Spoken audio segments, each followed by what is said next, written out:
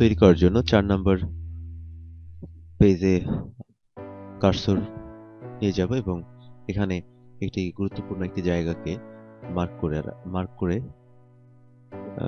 Select করে আমরা insert থেকে বুকমার্কে ক্লিক করব। এবার এই জায়গাটি একটি নাম দিব, এই বুকমার্কের একটি নাম দিব, আমরা নাম দিব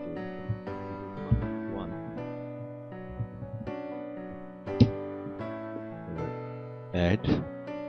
আমরা 4 নম্বর পেজে এটি বুকমার্ক তৈরি করলাম। এবার 7 নম্বর পেজে গিয়ে আরেকটি বুকমার্ক তৈরি করব। 7 নম্বরে গিয়ে আমরা এখানে একটি বুকমার্ক তৈরি করে রাখবো। বুকমার্ক 2 আমরা এবার 12 নম্বর পেজে আরেকটি বুকমার্ক তৈরি করব আমরা। Professional bookmark 3। এবার অ্যাড বাটনে ক্লিক করলে বুকমার্কটি তৈরি হয়ে যাবে। এবার আমরা তিনটি বুকমার্ক তৈরি করেছি, বুকমার্ক 1, বুকমার্ক 2 এবং বুকমার্ক 3। প্রথম বুকমার্কটি তৈরি করেছিলাম 4 নম্বর পেজে এবং দ্বিতীয় বুকমার্কটি তৈরি করেছিলাম 7 নম্বর পেজে এবং তৃতীয় বুকমার্কটি তৈরি করেছিলাম সম্ভবত 11 নম্বর পেজে। এবার আমরা খুব সহজেই ডকুমেন্টটি ক্লোজ করে ক্লোজ। এবার আমরা পুনরায় ওপেন করলাম। আমরা এখানে কিছু বুকমার্ক তৈরি করে রেখেছিলাম। এবার খুব সহজেই আমরা চাইলেই আমাদের বুকমার্ক করা জায়গাগুলোতে সরাসরি যেতে পারবো। জন্য গো টু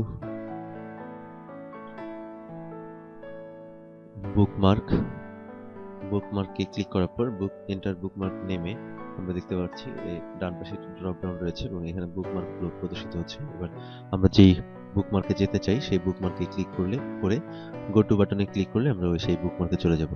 ধরা যাক আমরা 3 নম্বর বুকমার্ক 3 তে চলে যেতে চাই। এই জন্য বুকমার্ক 3 সিলেক্ট গো টু। আমরা দেখতে পাচ্ছি বুকমার্ক 3 তে যে অংশটুকু হাইলাইট করে রেখেছিলাম সেই অংশটুকু প্রদর্শিত হচ্ছে। এবার আমরা এখানে গিয়ে আমাদের প্রয়োজনীয় কাজগুলো সম্পাদন করতে পারবো। আবার ধরা যাক আমরা 1 নম্বর বুকমার্কে যাব, বুকমার্ক 1 গো টু। আমরা 4 নম্বর পেজে এই বুকমার্কটি তৈরি করেছিলাম। আমাদের কার্সর এখন অবস্থান করছে 4 নম্বর পেজে। এবার একইভাবে 2 নম্বর বুকমার্ক আমরা দেখতে পাচ্ছি ঢাকাতে একটি বুকমার্ক তৈরি করেছিলাম এবং 7 নম্বর পেজ। এভাবে আমরা খুব সহজেই বুকমার্ক তৈরি করে এবং সেই কাঙ্ক্ষিত জায়গাগুলোতে খুব সহজেই প্রবেশ করতে পারি। এছাড়া ফাইন্ড অ্যান্ড রিপ্লেস কমান্ডের মাধ্যমে আরো সেকশন অনুযায়ী আমরা যেতে পারি। যেমন সেকশন 1 ক্লিক করলে আমরা চলে যাব সেকশন 1 এ। আমরা সেকশন 1 তিনটি সেকশন তৈরি করেছিলাম এখানে। এবার 2 নম্বর সেকশন 2 পেজ অবস্থান করছে 9 নম্বর পেজে, অর্থাৎ আমরা 9 নম্বর পেজ থেকে দ্বিতীয় সেকশন শুরু করেছিলাম। এবার 3 নম্বর সেকশনে যাব। 3 আমাদের কার্সর অবস্থান করছে 17 নম্বর পেজে, অর্থাৎ আমরা 3 নম্বর সেকশনটি শুরু করেছিলাম 17 নম্বর পেজ থেকে। এভাবে আমরা খুব সহজেই বিভিন্ন সেকশন, বুকমার্ক এবং পেজ তৈরি করে ডকুমেন্টকে আলাদা আলাদা ভাগে ভাগ করে রাখতে পারি।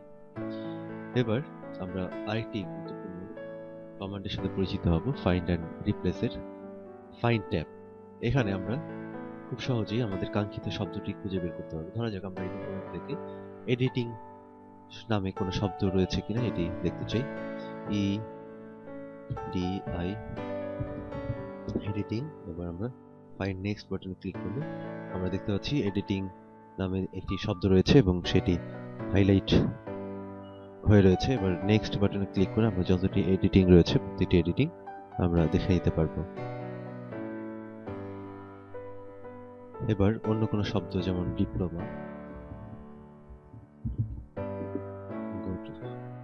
আমরা দেখতে পাচ্ছি ডিপ্লোমা নামে একটি শব্দ খুঁজে পেয়েছে এবং সেটি প্রদর্শিত হচ্ছে। নেক্সট বাটনে ক্লিক করে ফাইন্ড নেক্সটে ক্লিক করলে ডিপ্লোমা নামে যত শব্দ রয়েছে প্রত্যেকটি প্রদর্শিত হবে।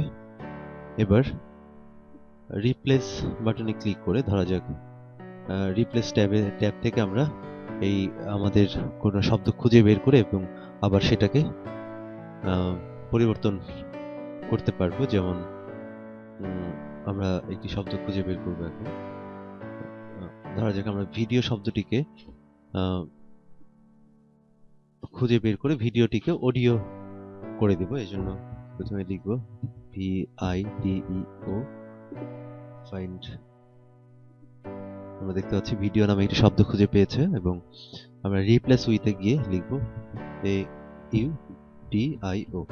এবার আমরা রিপ্লেস বাটনে ক্লিক করলে আমরা দেখতে পাচ্ছি অডিও ভিডিও লেখাটি অডিওতে রূপান্তরিত হয়েছে আমরা দেখতে পাচ্ছি।